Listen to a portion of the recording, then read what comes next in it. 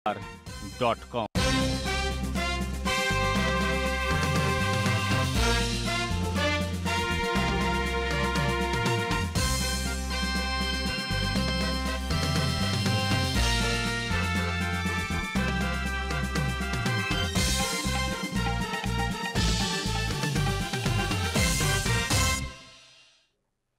नमस्कार। राति 8 बजेको जनता समाचारमा स्वागत छ। म अनिस्मा बस्नेत। म मिलन बजगाई। सबैभन्दा पहिले प्रमुख समाचार। एमसीसी पारित गरेको विरोधमा विभिन्न 8 राजनीतिक दलद्वारा काठमाडौँमा प्रदर्शन, कार्यान्वयनमा आउन नदिन सशक्त आन्दोलन गर्ने चेतावनी।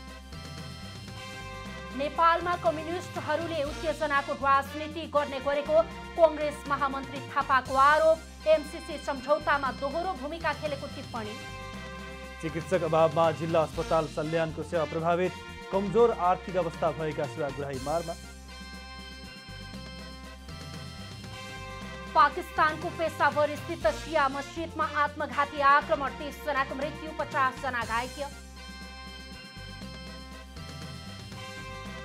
र A division club NRT Khaptad gold cup football प्रतियोगिताबाटै बाहिरियो, बागमतीद्वारा पेनाल्टी सुटआउटमा पराजित।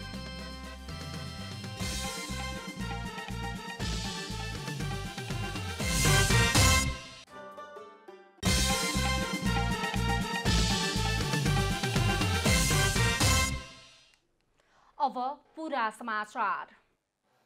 6 कम्युनिस्ट दल र 2 मोर्चाले एमसीसी विरुद्धको आन्दोलनलाई निरन्तरता दिइरहेका छन्।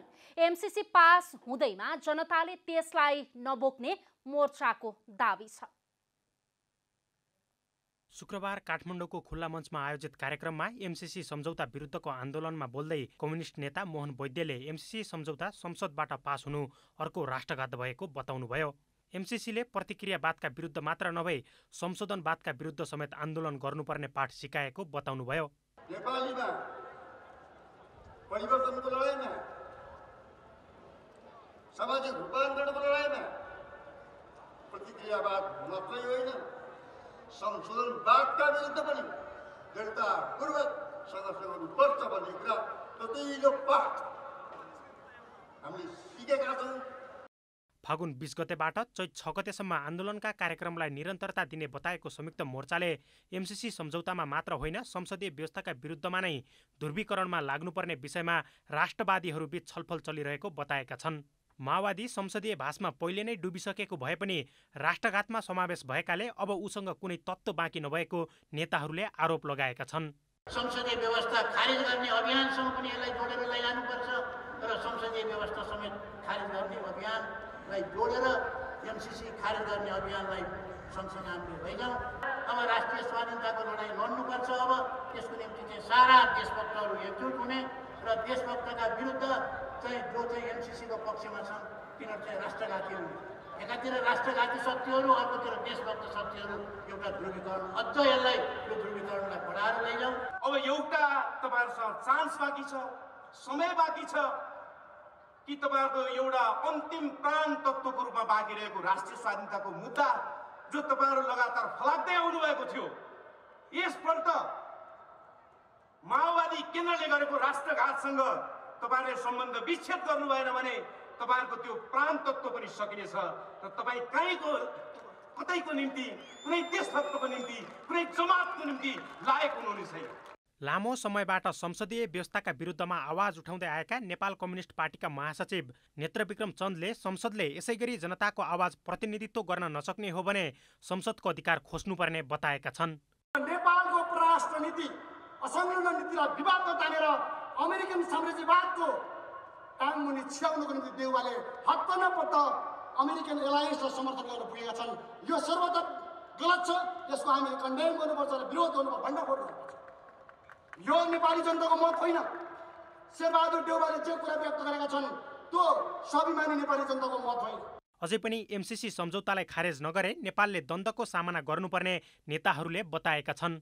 जुनसुकै मूल्यमा पनि यदि हामीले यो चाहिँ एमसीसी खारेज गर्न सकेनौँ भने हाम्रो स्थिति अफगानिस्तानको हुनेछ, हाम्रो स्थिति इराकको हुनेछ, हाम्रो स्थिति सिरियाको हुनेछ। यो मैले भावावेश आएर भनेको छु। 6 दल र 2 मोर्चाले गरेको आन्दोलनबाट नेताहरूले अझै पनि एमसीसी विरुद्धमा आन्दोलनलाई चर्काउने ऐक्यबद्धता जनाएका छन्। क्यामेरामा प्रदीपमान सिंहका साथ विकास पौडेल, काठमाडौँ। नेपाली कांग्रेसका महामन्त्री गगन थापाले नेपालमा कम्युनिस्टहरूले उत्तेजनाको राजनीति गर्ने गरेको आरोप लगाउनु भएको छ। शुक्रबार कास्कीमा आयोजित कार्यक्रमलाई सम्बोधन गर्दै महामन्त्री थापाले एमसीसी प्रकरणमा मागेर देश चल्छ भनेर आवाज उठाउनेहरूको परिवार नै अमेरिकामा रहेको तथा विदेशमा उपचार गर्ने गरेको टिप्पणी समेत गर्नुभयो। उहाँले एमसीसी सम्झौतामा कम्युनिस्टहरूले दोहोरो भूमिका खेलेर जनतालाई उत्तेजित बनाएको आरोप पनि लगाउनुभयो। मसाले क्यों भनेर भन्नुको कारण के हो भने माले मण्डलले मसालेको क्यारेक्टर भनेकै उत्तेजनाको राजनीति गर्ने, विस्तारवाद र साम्राज्यवाद परास्त नहुने बेलासम्म हैजानीको हुन्न भनेर यो क्यारेक्टर एउटै। उसले तपाईँलाई के कस्तो बनाइदिन्छ हो, तपाईँ यहाँ बसिरहेको बेलामा तपाईँ अहिले बाहिर गएर सुन्नुभयो भने एउटा आउँछ अमेरिकी सेना आउँछ अब परेड खेल्छ कमरेडहरू भनेपछि बाप रे बाप उठेर अहिले गइहाल्नु लड्न जस्तो लाग्छ। कहाँ आयो डाँडोमा आयो कि कता आइसक्यो मार्गी चाहिँ आइसक्यो कि जस्तो लाग्छ। यति सजिलोसँग उचाल्न सकिन्छ तपाईँलाई सडकमा अहिले म यहाँबाट उचालेर म सँगसँगै लागेर भिडियो जाने बनाइन्छ। थापाले स्थानीय तहको निर्वाचनमा तालमेल गर्ने कि नगर्ने भन्ने विषय स्थानीय कमिटीकै भएको बताउँदै केन्द्रबाट तालमेलको निर्णय नगर्ने स्पष्ट पार्नुभयो। यत्रो काङ्ग्रेस सङ्गठन फेरि गजब भएको ठाउँमा केटाकेटीका आउँछ यहाँ, यस्तो गजबको सङ्गठन छ, यस्तो समर्पित पार्टी बन्नु छ यहाँ। यो पटक चाहिँ समर्पणको यसको भ्यालु कहाँ क्रिएट गर्नु पर्यो भने चुनावको नतिजामा क्रिएट गर्नु पर्यो। यो पटक पोखराको नगरपालिकामा काङ्ग्रेसको 4 तारे झन्डा गाड्यो भन्ने सङ्कल्प राखियो भने जसरी पनि गाड्ने सङ्कल्प राख्यो भने को उम्मेदवार बन्ने भन्ने कुरा गाउँ हुन्छ। घोडामा पनि त्यही, यसबाट धेरै हिसाब किताब नगरौँ।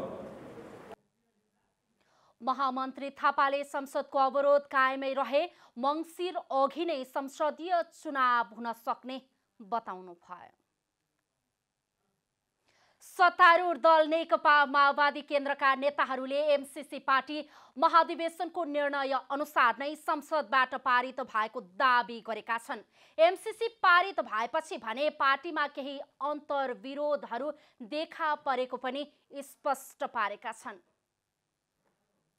शुक्रबार पार्टीको केन्द्रीय समितिको बैठक अघि सञ्चारकर्मीहरूसँग बोल्दै नेकपा माओवादी केन्द्रका नेताहरूले एमसीसी पार्टीको 8औं महाधिवेशनले निर्देशन दिए बमोजिम नै संसदबाट पारित भएको बताएका हुन्। माओवादी केन्द्रका केन्द्रीय सदस्य वामदेव छेत्रीले व्याख्यात्मक घोषणासहित संसदबाट एमसीसी पास गर्नु उचित भएको बताउनुभयो। छेत्रीले पदाधिकारीको बारेमा पार्टीमा ठूलो झमेला नरहेको बताउनुभयो। अमेरिकाले नै व्याख्यानलाई हामी स्वीकार्छौँ भनिसकेपछि हामीले त्यसलाई ठिक भएको स्वीकार्छौँ।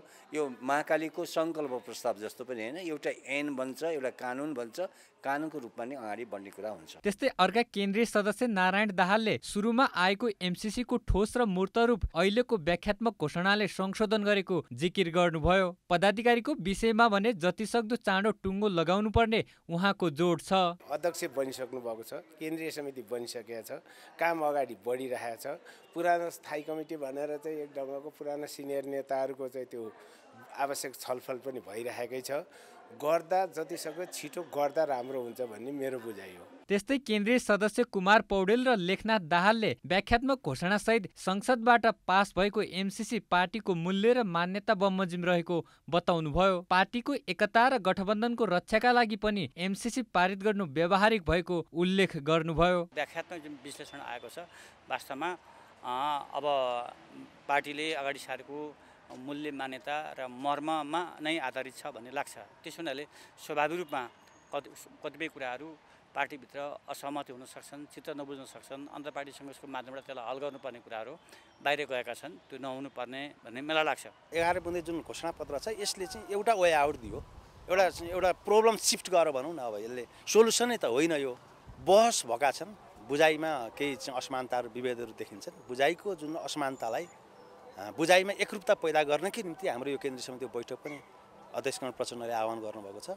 र आजको बैठकबाट यो बहस चाहिँ एकीकृत हुन्छ र हाम्रो सिङ्गो पार्टीभित्र बुझाइमा एकरूपता पैदा गर्न सफल हुन्छ यो बैठक। एमसीसी पास भएपछि पार्टीमा केही अन्तर्विरोधीहरू देखा परेको भन्दै त्यसको समाधान केन्द्रीय समिति बैठकले गर्ने बताउनुभयो। उहाँले सर्वसम्मत रूपमा पार्टी पदाधिकारीको चयन हुनुपर्ने र त्यसो नभए निर्वाचन प्रक्रियाबाट पनि पदाधिकारी चयनको प्रक्रियालाई मूर्त रूप दिनुपर्ने बताउनुभयो।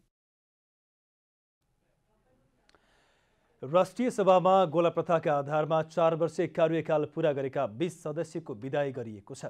2074 सालमा निर्वाचित भएपछि गोला प्रथाका आधारमा 4 वर्षीय कार्यकालमा पूरा गर्नुभएका राष्ट्रिय सभाका 20 जना सदस्यको शुक्रबार विदाई गरिएको हो। आजबाट कार्यकाल सकिएका राष्ट्रिय सभा सदस्यहरूमा नेकपा एमालेका 8, नेकपा एकीकृत समाजवादीका 4, नेकपा माओवादी केन्द्रका 4 र नेपाली कङ्ग्रेसका 3 र राष्ट्रपतिबाट मनोनित 1 जना सदस्य रहनु भएको छ। राष्ट्रिय सभाको 20 सदस्यमध्ये 19 सदस्यका लागि गत माघ 12 गते नै निर्वाचन भएको थियो।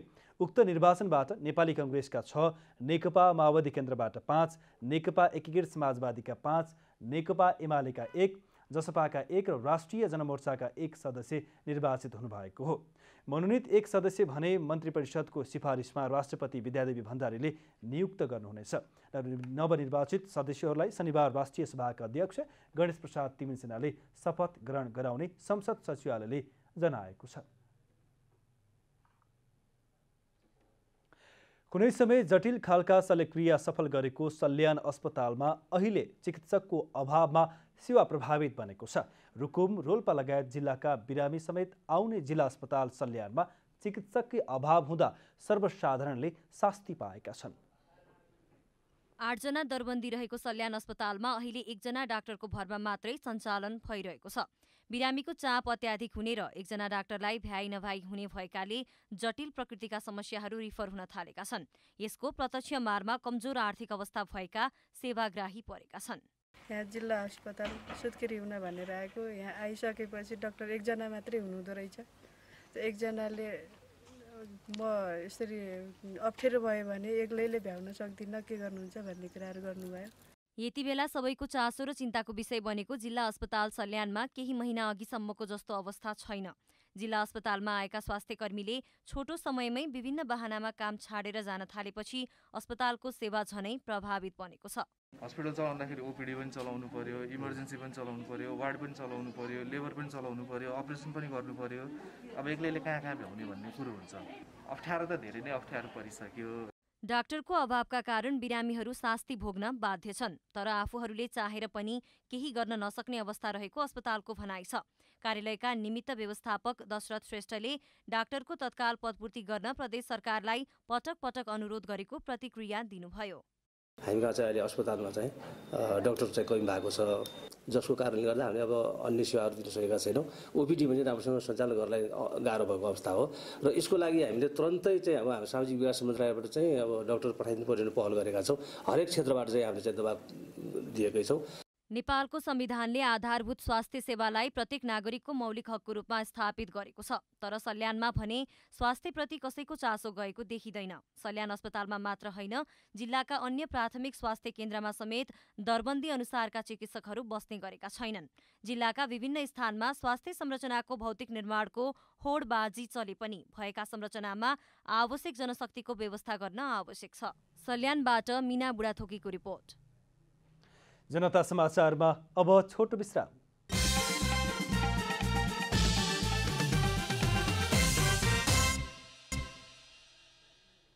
जनता समाचारमा अब थप समाचार। उदयपुरमा बिहीबार राति सुत्केरी बेथा लागेकी गर्भवती महिलाको मृत्यु भएपछि जिल्ला अस्पताल गाईघाट तनावग्रस्त भएको छ। उदयपुर गढी गाउँपालिका 6 नेपाल टारकी 32 वर्षीय सीता राउत कार्कीको अस्पतालमा मृत्यु भएपछि स्थिति तनावग्रस्त भएको हो। चिकित्सकको लापरवाहीले गर्भवती महिलाको मृत्यु भएको भन्दै चिकित्सकलाई कारबाहीको माग गर्दै शुक्रबार बिहानैदेखि पीडित पक्षले अस्पताल घेराउ गरेका थिए। अस्पताल घेराउ गर्दा इमर्जेन्सी ओपीडी सेवा पूर्ण रूपमा ठप्प भएको छ। अस्पताल तनावग्रस्त भएपछि अस्पताल प्रशासन र पीडित पक्षबीच वार्ता भएको थियो, तर सहमति नजुटेपछि आन्दोलनरत पक्षले अस्पतालको बैठक कक्ष तोडफोड गरेका थिए। पीडित पक्षले उचित क्षतिपूर्ति र चिकित्सकलाई कारबाही गर्नुपर्ने भन्दै जिल्ला अस्पतालका अध्यक्ष तथा जिल्ला समन्वय समितिका अध्यक्ष खड्ग बहादुर परियारको कार्यकक्षमा तोडफोड गरेका थिए। दोस्रो चरणमा जिल्ला प्रशासन कार्यालयको समन्वयमा पीडित पक्षसँग वार्ता गरे पनि वार्ता बिना निष्कर्ष टुङ्गिएको पीडित पक्षले जनाएको छ। फागुन 17 गते नै सुत्केरी गराउन जिल्ला अस्पताल गाईघाट ल्याइएकी महिलाको उपचार नपाएरै मृत्यु भएको मृतकका श्रीमान अर्जुन कार्कीले आरोप लगाएका छन्।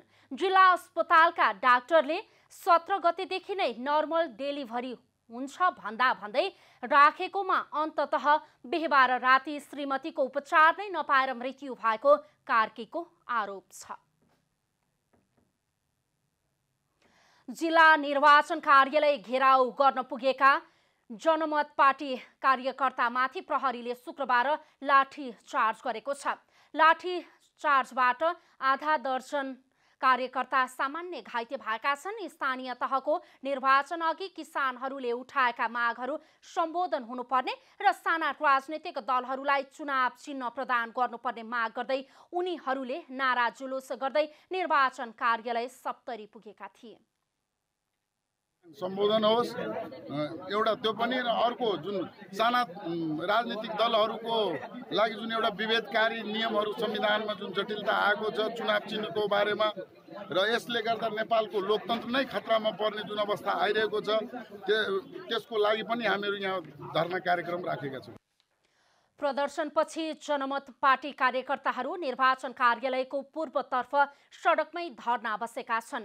निर्वाचनको कार्यक्रम अनुसार मतदाता नामावलीमा दावी विरोधका कार्यक्रम प्रभावित हुन नदिनका लागि सो स्थानमा सुरक्षा व्यवस्था कडा पारिएको छ।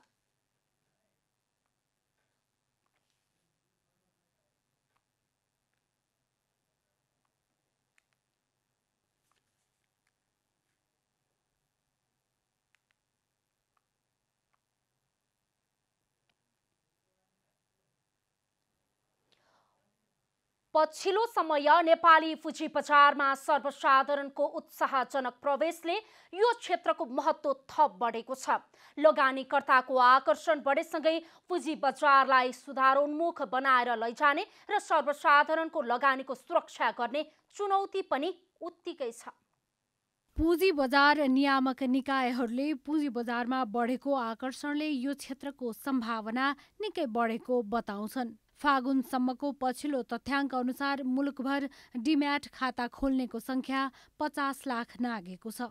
डिम्याट खातासँगै मेरो सेयरमा खाता खोल्नेको संख्या पनि पछिल्लो 18 महिनामा 41,33,000 पुगेको छ, जसमध्ये 57% पुरुष छन् भने 43% महिला छन्।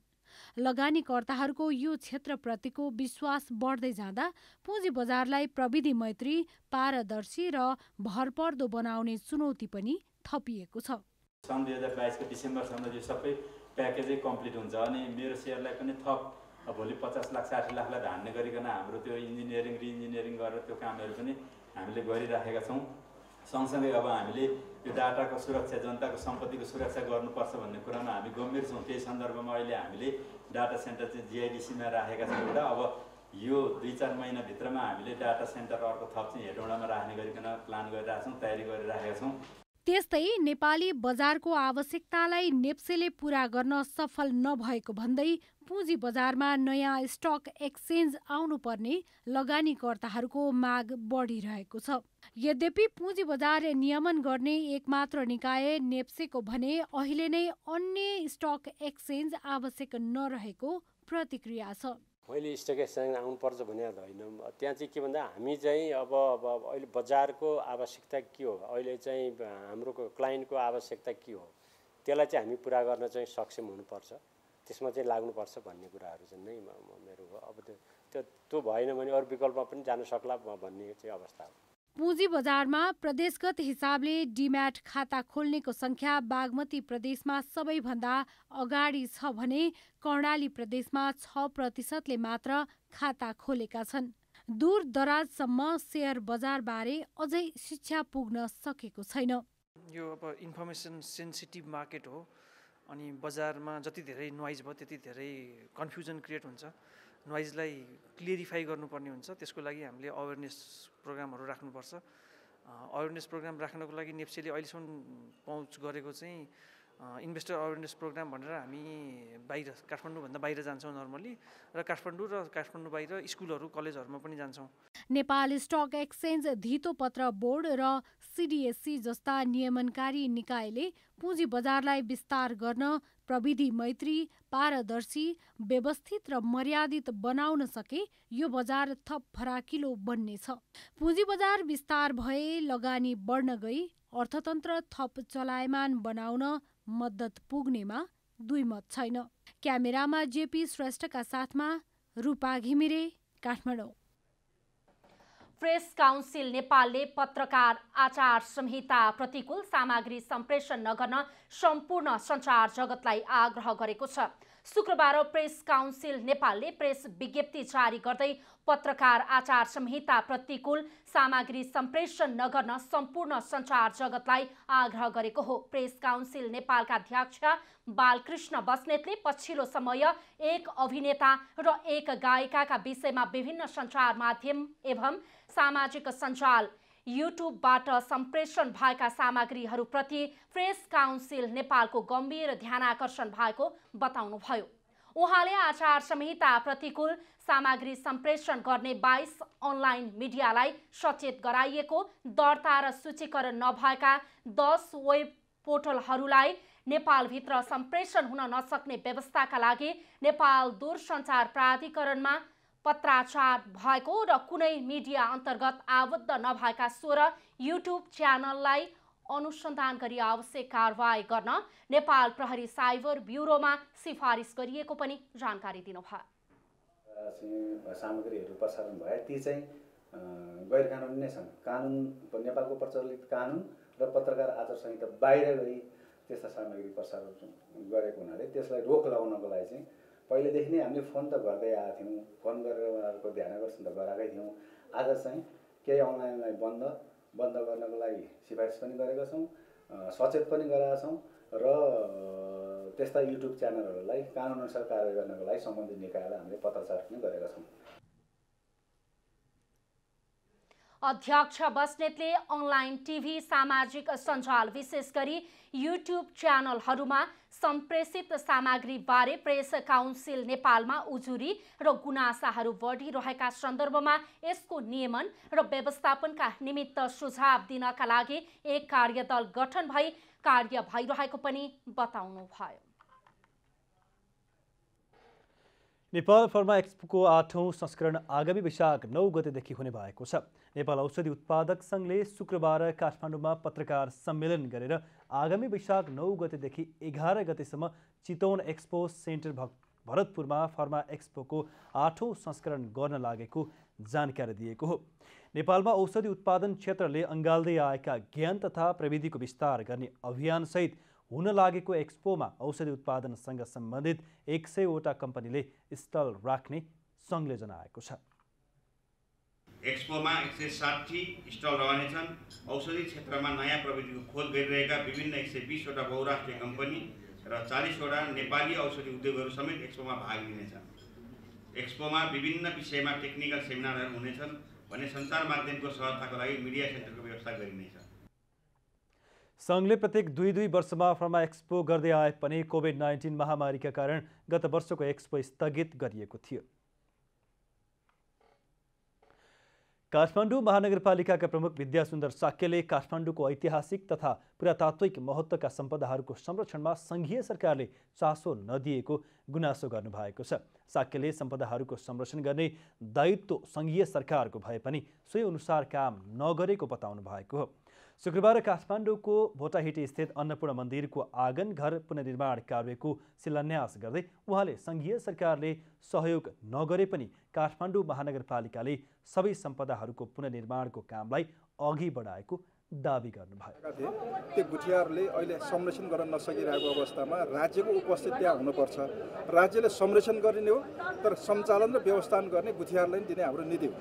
हामीले यहाँ हस्तक्षेप गर्दैनौँ। अहिले जति पनि हामीले सम्पूर्ण पुनर्निर्माण गरिरहेका छौँ त्यो सम्पूर्ण पुनर्निर्माणले आर्थिक रूपमा हामीले जिम्मा लिएका छौँ तर त्यसको पुनर्निर्माणमा जनसहभागिता स्थानीय गुठियाहरूको सहभागिता हामीले खोजिरहेका छौँ।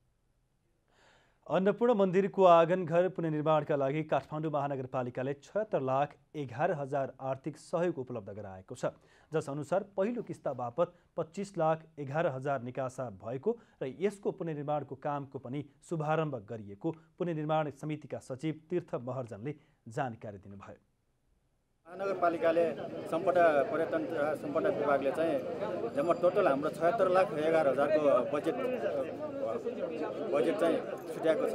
त्यसमा चाहिँ हामीले पहिलो किस्ता चाहिँ 25,11,000 चाहिँ हामीले पायौँ। यसको चाहिँ बजेट चाहिँ अहिले हामीले पहिलो किस्ता चाहिँ हामीले 25,11,000 चाहिँ हामीले पायौँ। अब दोस्रो किस्ताको लागि अब यो पुनर्निर्माण हुन्छ। आज शिलान्यास पनि कार्यक्रम हो। समितिका अनुसार सो आँगन घरको पुनर्निर्माणका लागि करिब 1,50,00,000 बजेट लाग्नेछ। 2 वर्षभित्र पुनर्निर्माणको काम सम्पन्न हुने गरी अघि बढाइएको पुनर्निर्माण समितिले जनाएको छ। ललितपुर महानगरपालिकाले पाटन दरबार क्षेत्र, जाउलाखेल र पुलचोक परिसरलाई धुम्रपान निषेधित क्षेत्र घोषणा गरेको छ। शुक्रबार महानगरपालिकाले पाटन दरबार स्क्वायरमा एक कार्यक्रम आयोजना गरी यी 3 क्षेत्रलाई धुम्रपान निषेधित क्षेत्र घोषणा गरेको हो। कार्यक्रममा बोल्दै ललितपुर महानगरपालिकाका प्रमुख चिरीबाबु महर्जनले यो कार्यक्रम 2 वर्ष अघि नै शुभारम्भ गर्ने योजना रहे पनि कोरोनाको कारण सफल हुन नसकेको बताउनुभयो। उहाँले आजबाट लागू हुने गरी सुरु भएको धुम्रपान निषेधित क्षेत्रमा सुरुवाती 7 दिन धुम्रपान नगर्न आग्रह गर्ने र त्यसपछि जरिवाना तिराउने बताउनुभयो। जरिवानाबाट उठेको रकम क्यान्सर पीडितलाई सहयोग गर्ने प्रतिबद्धता पनि उहाँले जनाउनुभयो।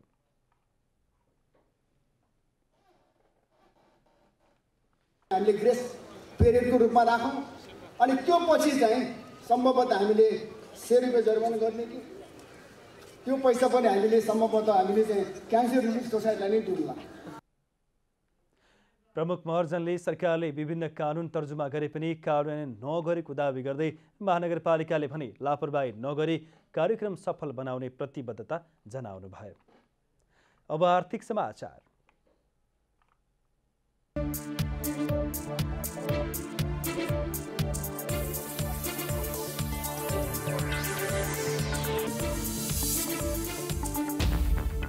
पेट्रोलियम पदार्थको मूल्य वृद्धि भएसँगै ढुवानीको भाडा पनि वृद्धि गर्नुपर्ने पेट्रोलियम व्यवसायीहरूले माग गरेका छन्। नेपाल पेट्रोलियम डिलर्स राष्ट्रिय एसोसिएसन, नेपाल पेट्रोलियम ढुवानी व्यवसायी महासङ्घ र नेपाल एलपिजी उद्योग सङ्घले शुक्रबार राजधानीमा संयुक्त रूपमा पत्रकार सम्मेलन गरेर यस्तो माग गरेका हुन्। नेपाल सरकारले यातायात क्षेत्रमा मिति 2078-41 देखि लागू गरेको वैज्ञानिक भाडा दर अनुसार पेट्रोलियम ढुवानी साधनमा समेत ढुवानी भाडा लागू गर्न निगमद्वारा गठित अध्ययन समितिको प्राप्त प्रतिवेदन अनुसारको ढुवानी भाडा यथाशीघ्र लागू गर्नुपर्ने, पेट्रोलियम डिलरहरूले प्राप्त गर्नुपर्ने प्राविधिक नोक्सानी, वर्किङ र श्रिङ्केज लस नापतोल तथा गुणस्तर विभागका महानिर्देशकज्यूको संयोजकतामा गठित अध्ययन समितिको प्रतिवेदन अनुसार लागू गरिनुपर्ने। 15 दिनभित्र माग पूरा नगरे पेट्रोलियम पदार्थ ढुवानी ठप्प पार्ने उनीहरूको चेतावनी छ। 2075 सालदेखि हालसम्म पेट्रोलियम पदार्थको मूल्य 17 पटकसम्म वृद्धि भएको तर ढुवानीको मूल्य समायोजन नभएको व्यवसायीहरूको गुनासो छ। नेपाल राष्ट्र बैंकले चौथो रणनीतिक योजना 2022 सार्वजनिक गरेको छ। उक्त योजनामा मुद्रास्फीतिलाई दीर्घकालीन रूपमा कम गर्दै जाने, दीर्घकालीन रूपमा ब्याज दर कम गर्ने, विनिमय दर स्थिर राख्ने, लगानी प्रोत्साहन गर्ने, दिगो आर्थिक लक्ष्य हासिल गर्ने उल्लेख छ। यस्तै राष्ट्र बैंकले आर्थिक विकासमा योगदान पुर्याउने खालका गतिविधिलाई प्राथमिकतामा राख्ने, समष्टि आर्थिक स्थिरता सुनिश्चितता प्रदान गर्ने, मुद्रा आपूर्ति लगायतका काम गर्ने प्रतिवेदनमा उल्लेख छ। नेपाल विद्युत प्राधिकरणले आगामी 2 वर्षपछि भारतबाट बिजुली आयात बन्द हुने जनाएको छ। उक्त समयसम्ममा नेपालमा पर्याप्त जलविद्युत उत्पादन भई सुक्खा याममा पनि बिजुली आयात गर्नु नपर्ने प्राधिकरणको स्पष्टीकरण छ। यो वर्ष 1000 र आगामी वर्ष 1000 मेगावाटको हाराहारीमा बिजुली थप हुने भएकाले स्वदेशी उत्पादनले आन्तरिक माग धान्न सक्ने प्राधिकरणको विश्वास छ। अहिले बिजुली उत्पादन जडित क्षमता बढेर 2100 मेगावाट पुगेको छ। सुक्खाका कारण उत्पादन आधा घटे पनि माथिल्लो तामाकोशी लगायत अन्य ठूला पिकिङ आयोजनाहरू भएकाले साँझ 1400 मेगावाटसम्म बिजुली आपूर्ति भइरहेको प्राधिकरणले जनाएको छ।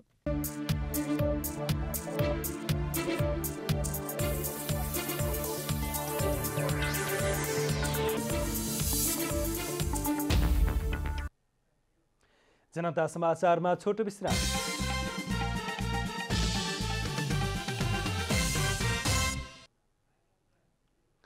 अब खेलकुद समाचार।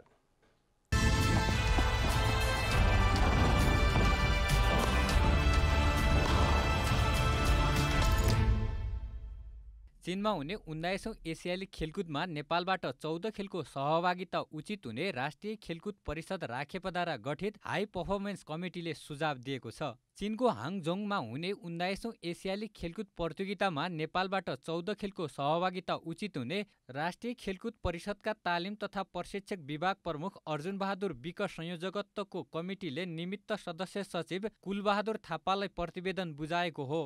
3 चरणको तयारी गरी 14 खेलका खेलाडीलाई चीन पठाउँदा उचित हुने प्रतिवेदनमा उल्लेख छ। छनौटमा पहिलो, दोस्रो र तेस्रो हुनेलाई पहिलो चरणमा समावेश गरी उत्कृष्ट 1 जना छनौट गरी वैदेशिक प्रशिक्षणमा सहभागी गराउन पनि सुझाव दिएको छ। मङ्सिर 24मा विकको संयोजकत्वमा 7 सदस्यीय कमिटी गठन भएको थियो।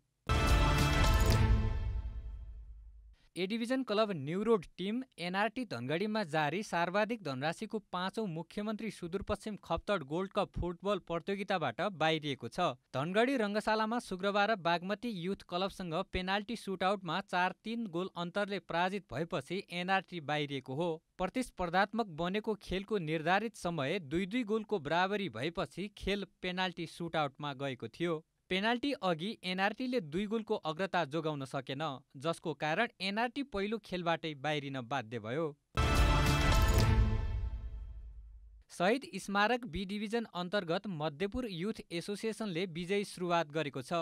एन्फा कम्प्लेक्समा शुक्रबार भएको खेलमा मध्यपुरले सामाजिक युवा क्लबलाई 5-2 गोल अन्तरले पराजित गरेको हो। मध्यपुरका लागि सञ्जीव थापा मगरले 2 गोल गर्दा सन्नी लामा, धीरज श्रेष्ठ र जेनिस प्रजापतिले 1-1 गोल गरे। सामाजिक युवाका विकास दर्जी र बसन्त बहादुर राणाले 1-1 गोल गरे। खेलको 4औं मिनेटमा सन्नी लामाले गोल गर्दै मध्यपुरलाई अग्रता दिलाएका थिए। सञ्जीवले खेलको 8औं मिनेटमा मध्यपुरको अग्रता दोब्बर बनाएका थिए। तर सामाजिक युवाका लागि विकास दर्जीले 16औं मिनेटमा तथा बसन्त बहादुरले 21औं मिनेटमा गोल गर्दै खेललाई 2-2 को बराबरीमा ल्याए। सञ्जीवले पहिलो हाफको इन्जुरी समयमा गोल गर्दै मध्यपुरलाई पुनः अग्रता दिलाउँदा धीरजले 54औं तथा जेनिसले 74औं मिनेटमा गोल गर्दै मध्यपुरको जित सुनिश्चित गरे।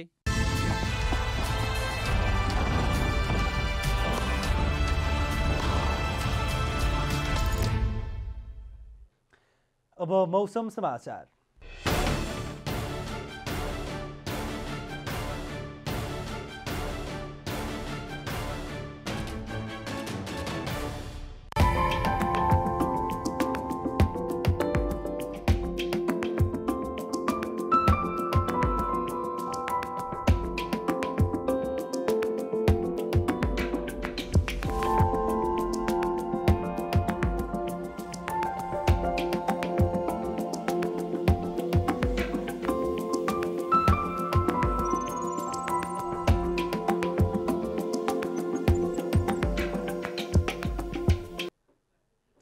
अन्त्यमा आजको डायरी।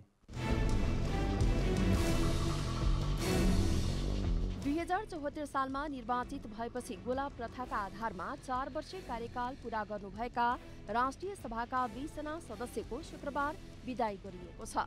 आजबाट कार्यकाल सकिएका राष्ट्रिय सभा सदस्यहरूमा नेकपा एमालेका 8, नेकपा एकीकृत समाजवादीका 4, नेकपा माओवादी केन्द्रका 4 र नेपाली कांग्रेसका 3 र राष्ट्रपतिबाट मनोनित 1 जना सदस्य रहनु भएको छ। करिब 6 महिनासम्म ठप्प रहेको संवैधानिक इजलास पुनः सुचारू भएको छ। आज कायम प्रधान न्यायाधीश दीपक कुमार कार्कीको नेतृत्वमा गठित संवैधानिक इजलासमा 6 वटा मुद्दा सुनवाई भएको छ। आजका लागि तोकिएका 6 वटा मुद्दा मध्ये 3 मुद्दामा कारण देखाउ आदेश जारी गरिएको छ। बाँकी 3 मुद्दामा भने कारण देखाउ आदेश र अन्तरिम आदेश जारी नहुने आदेश गरिएको छ। सरकारले लागू गरेको वैज्ञानिक भाडा दर अनुसार पेट्रोलियम ढुवानी साधनमा ढुवानी भाडा लागू गर्न व्यवसायीहरूले माग गरेका छन्। आज राष्ट्रिय पेट्रोलियम व्यवसायी संस्थागत समन्वय समितिले काठमाडौँमा पत्रकार सम्मेलन गर्दै सरकारले साउन 1 गतेदेखि लागू गरेको वैज्ञानिक भाडा दर अनुसार पेट्रोलियम ढुवानी साधनमा ढुवानी भाडा लागू गर्न माग गरेको हो। पाकिस्तानको पेशावर स्थित एक मस्जिदमा आत्मघाती आक्रमण हुँदा 30 जनाको मृत्यु भएको छ भने 50 जना घाइते भएका छन्। पाकिस्तानी सञ्चार माध्यमका अनुसार आज मानिसहरू नमाज अदा गरिरहेका बेला उक्त आक्रमण भएको थियो। घाइते 50 मध्ये 10 जनाको अवस्था गम्भीर रहेको छ। घटनाको अहिलेसम्म कुनै पनि संगठनले जिम्मा लिएको छैन। शहीद स्मारक बी डिभिजन अन्तर्गत मध्यपुर युथ एसोसिएसनले विजयी सुरुवात गरेको छ। इन्फा कम्प्लेक्समा आज भएको खेलमा मध्यपुरले सामाजिक युवा क्लबलाई 5-2 गोल अन्तरले पराजित गरेको हो। मध्यपुरका लागि सञ्जीव थापा मगरले 2 गोल गर्दा सन्नी लामा, धीरज श्रेष्ठ र जेनिस प्रजापतिले 1-1 गोल गरेका थिए।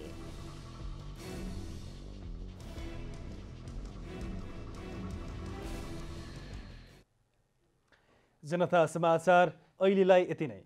जनताद्वारा जनताका लागि प्रसारित जनता टेलिभिजनका कार्यक्रमहरू युट्युब, ट्विटर, फेसबुक र हाम्रो वेबसाइट जनतासमाचार.com मा पनि पढ्न र हेर्न सक्नुहुनेछ। नमस्कार।